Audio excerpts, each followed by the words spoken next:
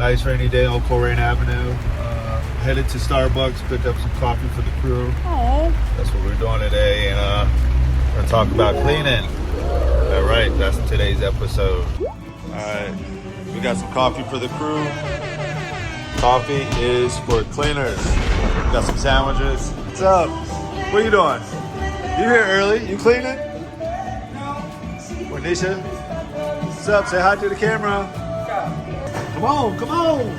Take you behind the scenes. So every store needs to have a cleaning program. There needs to be a cleaning routine. For us, we of course clean during the shift, after the shift, but really what I need to have a day once a week where your team stays later or something earlier to really get the stuff that's hard to get, that's behind the fryers, under the fryer. We're here 8 in the morning. We get on Wednesdays, we do our deep cleaning. So you get to see a little bit of that. I can show you some checklists back here. You have to have a cleaning routine. Some stuff you do daily, some stuff you do weekly, some stuff you do monthly. For us, this is our cleaning checklist up here. It's our weekly task, it's our monthly task. We made this quite a bit ago. Like our crew's been here for quite a bit, so we don't, they don't use it as much as we probably should. They kind of all do it by memory. But one of our focuses right now is, as we're starting to grow, is really putting all the systems and checklists in place so that, yes, this crew knows what they're doing, but we want to make sure that the next store and the next store, everything is really tightened up in terms of the cleaning processes, food processes. So right now we're re-looking at our checklist to really get that down. So right now it's really hard during a shift to do things like that. Getting behind your work tables, getting behind your fryers. So you really need a day, at least 2 hours, where you can get behind all the equipment, behind everything, really do that deep cleaning. So that's what we're doing right now. We clean the work tables, we take everything off the work tables, we clean the poles, we clean the wheels, do all of that stuff, we pull out. We do the floors last, so there's gonna be stuff all over the floor. Come on, come on. Follow me, follow me. You got Hope behind the camera, we may have to get fired. Hitting the walls, you get grease on the walls, you get other you got screens. So these are things that during a shift is really, really hard to hit. We have a great crew that we're able to hit all these different things. So we get behind it, we get behind the fryers, we pull those out, we clean under the hood, all of that good stuff. So every store needs a cleaning program, not just before or just after the shift or during the shift, but really a day dedicated to get those hard to reach spots. This guy's got me scared. Man. So one of my pet peeves is soda machines. This is something that, to be honest, if I'm not at my own restaurant, I rarely ever drink out of the soda fountains because most places don't clean them properly. They should be cleaned every single night. This thing should be clean. Most people will hire people that have worked at other places and they have no idea how to take this apart. So that just already tells me that wherever they were working before, they weren't doing it. So it really freaks me out. These things need to be popped off every night. First step, I always like to put on gloves, keep it clean.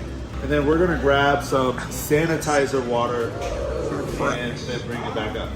All right, let's go grab it. We're gonna show you a couple of tools that are your friends. You should have these. You should have these. These clean out your soda machine. If you don't have them, if your restaurant doesn't have them, then you're not cleaning these properly. So these things are twisty. So you're gonna twist them. Wait, let's make sure this is off first. Is it off? Then you turn it back on. First step, turn it off. All right, so these are off. If not, when you pop these off, you'll get all that soda all over your hand. But these pop off. You're gonna twist them, and then that part will pop off, and then you have another part that'll pop off too. And then you can throw that in your sandy water. But as you're doing this, one part you want to make sure you're doing is these parts. Clean all that out. And also, we do it every day, so we don't generally have issues, but if you have any soda residue or sugar, that can kind of build up in there. So you'll clean that out, clean that out. Since we do ours every day, you're not really seeing much.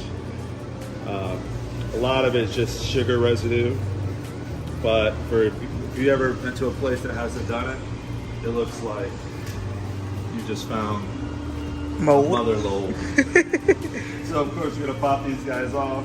Look underneath. Let's show them underneath. Ooh, pretty. So you should also, we have an ice bin, so we actually throw ice in this. This should actually be getting sanitized, every couple of weeks as well.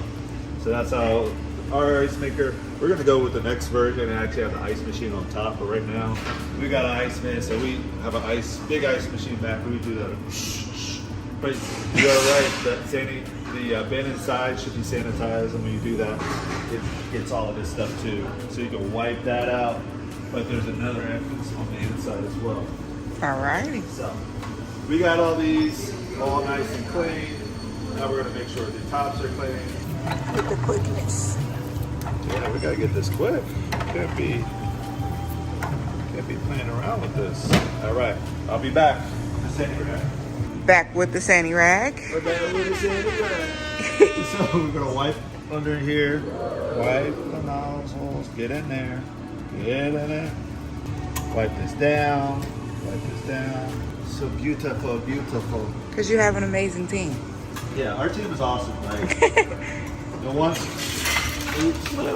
cool thing about like what we do in our restaurant is our team knows how we do stuff. So even when like team members leave, they're comfortable coming back to eat because I know how they do stuff like Richie's chicken and soul meringue.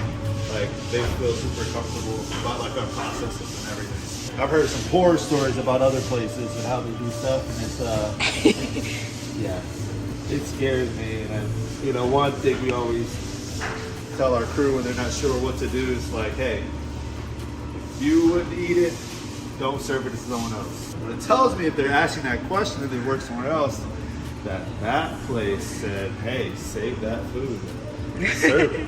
Drain it, and then we're gonna just let the. And that cleans out the bottom as well. Yeah. Drain all that water, and then we're just gonna let these guys dry for a couple minutes. And then we're gonna put them back in. In the meantime, let's check out the crew in the Bazak. I'm corny. So. Very corny. Microwave getting clean. Took the whole microwave down. People don't take it down and clean that.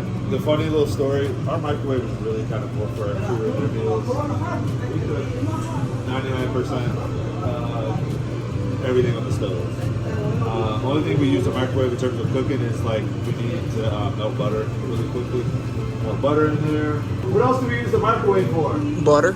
That's it. Yeah, we only use it to melt butter. And for employee meals. We don't use it for anything else. A lot of places, everything coming in, ba-ding, ba-ding, ba-ding. Let's show you behind the fryers.